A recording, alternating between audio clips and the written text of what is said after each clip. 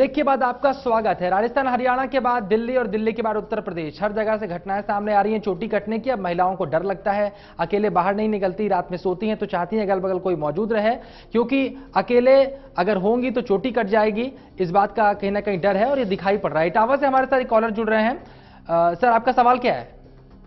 नीरज, आपका सवाल क्या है? मेरा सवाल तो ये है कि जिस तरीके की घटनाएं बार बार हो रही हैं, ये चोटी कटने की, तो ये चोटी कटने का जो है सिलसिला जारी है, वो लोग भयभीत हैं, तो हम इससे सहमत हैं कि इस तरह की घटनाएं होती हैं। पर जब होती हैं तो इसमें जब ये बढ़ावा आ रहा है बार बार, इससे एक शहर के दूसरे शहर से हर कस्बा में ये इस तरीके से फैल रहा है, तो ये इसके पीछे क्या है? चोटी कटने की घटनाएं हो रही हैं, बार बार हो रही हैं, तो आखिरकार ये क्या चीज है पंडित जी? वही हम काफी देर से कह रहे हैं मेरे भाई, जब तक कोई प्रत्यक्ष किसी चीज को आप ना देखें, प्रत्यक्ष किसी चीज के गवाह ना बने, तब तक देखिए। एक चीज मैं आपको बड़ी अच्छी बात बताता हूं। आज 100 आदमियों की चोटी कटी, उससे पहले 99 था, फिर 98 था, फिर 97 हो गया। कभी तो एक आया होगा, उसकी चोटी किसने काटी? कोई हवा से तो नहीं कट गई। जैसे, माफ करना, मैं पैदा हुआ मेरे पिताजी से, मेरे पिताजी से चलते चलते कोई 10, 20, 1000 साल के पहले कोई एक आदमी तो होगा जिसने सारा किया था। वही तो है एक नूर, और वही है वो आदमी जिसने ये करतूत की है। एक प्रथा चला दी, परंपरा चला दी, और लोग उसका मजा ले रहे हैं। जैसे मॉब में ना लोग कहते हो, एक आदमी हो करता है तो पीछे हो करने वाले, शोर मचाने वाले बहुत सारे हो जाते हैं। ये वही खेल है। एक तांत्रिक या एक कर्म करने वाला इतने बड़े स्केल पर ऐसा काम नहीं कर सकता।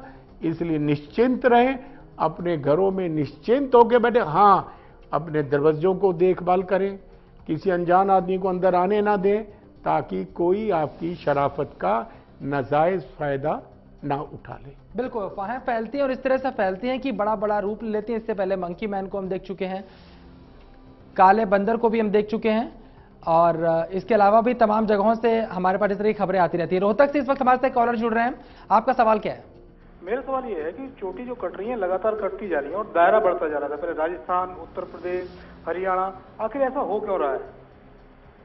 आखिर ऐसा हो क्यों रहा है? बार बार वही सवाल सामने आ रहे हैं भारद्वाज जी, कि आखिरकार ऐसा हो क्यों रहा है? बहुत अच्छा कहा। बढ़ रहे हैं जी। आप एक बात बताइए, सबसे पहले एक आदमी ने चुटकुला सुनाया होगा, 10 आदमी हंसे होंगे, फिर उन 10 ने आगे चुटकुले सुनाए होंगे, फिर 100 हंसे होंगे, उन 100 ने फिर और आगे चुटकुले सुनाए होंगे, फिर बहुत सारे लोग हंसना शुरू हो गए होंगे। यही वो परंपरा है। एक आदमी ने बेवकूफी की। आप एक बात बताइए, देखिए, एक पेड़ पे आम होता है ना, हम जब स्कूल में थे तो एक ने पत्थर मारा, आम गिर गया, वो आम उठा के चला गया। बाकी फिर क्या होता है, 2 घंटे में पेड़ खाली हो जाता है।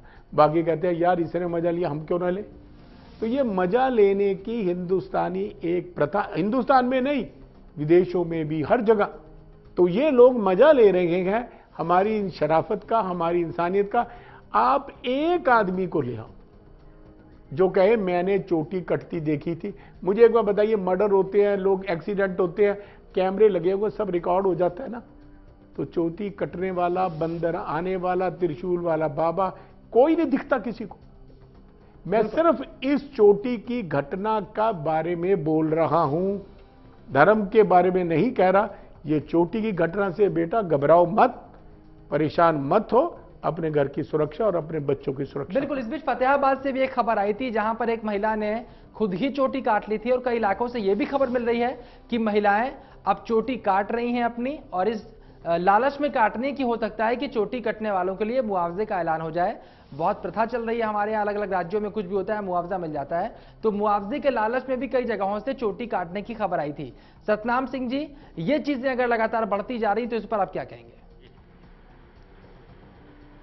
सर, ऐसा जी, कोई एक आदमी शरारत करता है, भगवान की मूर्तियों को दूध पिलाने का, पूरी दुनिया में वहम फैल जाता है। 1 महीने पहले हमारे पंजाब में अफवाह उड़ी कि एक वृक्ष से, एक पेड़ से बारिश हो रही है अपने आप, हमने जब उसकी पड़ताल की तो निकला उसके पीछे कुछ कीड़े थे जो पेशाब करते हैं। हमारे पंजाब के लोग उस कीड़े के पेशाब को अमृत समझ के पीते रहे, वो गटराएं बंद हो चुकी हैं। अभी 2 महीने पहले हमारे खन्ना में एक अफवाह उड़ गई कि चमत्कारी हैंडपंप है। ऐसे कोई ना कोई आदमी शरारत कर देता है। पूरी दुनिया में अगर कोई तांत्रिक विद्या से, कोई ज्योतिष विद्या से, कोई पाठ पूजा से ऐसा कुछ कर सकता है, तांत्रिक ज्योतिष की बात भी बहुत से लोग नहीं कर रहे। सतनाम जी, तांत्रिकों और ज्योतिष की बात सब लोग नहीं कर रहे हैं। कुछ लोग यहाँ पर शरारत की बात भी सामने ला रहे हैं। मतलब ये बात कही जा रही है कि शरारतें हुई, शरारतों के बाद लोगों ने उससे जुड़ते हुए कुछ ऐसी शरारत कर दी कि कहानी और ज्यादा आगे बढ़ गई। इस तरह की खबरें भी लगातार आ रही हैं कि कुछ लोग ऐसे भी हैं जो दूसरों के घरों में जा रहे हैं और कहीं ना कहीं दुश्मनी भी निकाल रहे हैं, लोगों की चोटी काट दे रहे हैं।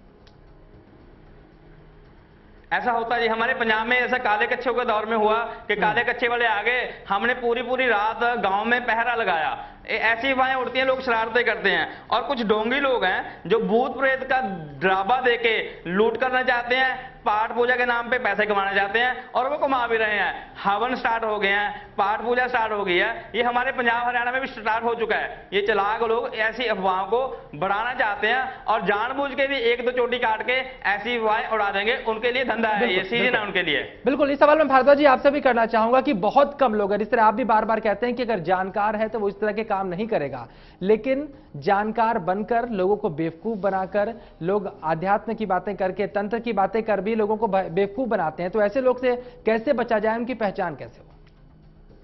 देखिए, एक बात पहले तो मैं ये बता दूं कि बाल काटना कि इससे कुछ नहीं होता। मैं ये नहीं कह रहा कि इस वक्त इसलिए काटे जा रहे हैं। वैज्ञानिक मैं कारण बताता हूं। बाल के अंदर हमारा डीएनए होता है, मांस के अंदर डीएनए होता है, हड्डियों में डीएनए होता है। ये तो बात सत्य है। वैज्ञानिकों ने क्या कहा था कि अगर हमें डायनासोर की जो हड्डियां मिली हैं उसके डीएनए से हम नए डायनासोर पैदा कर देंगे।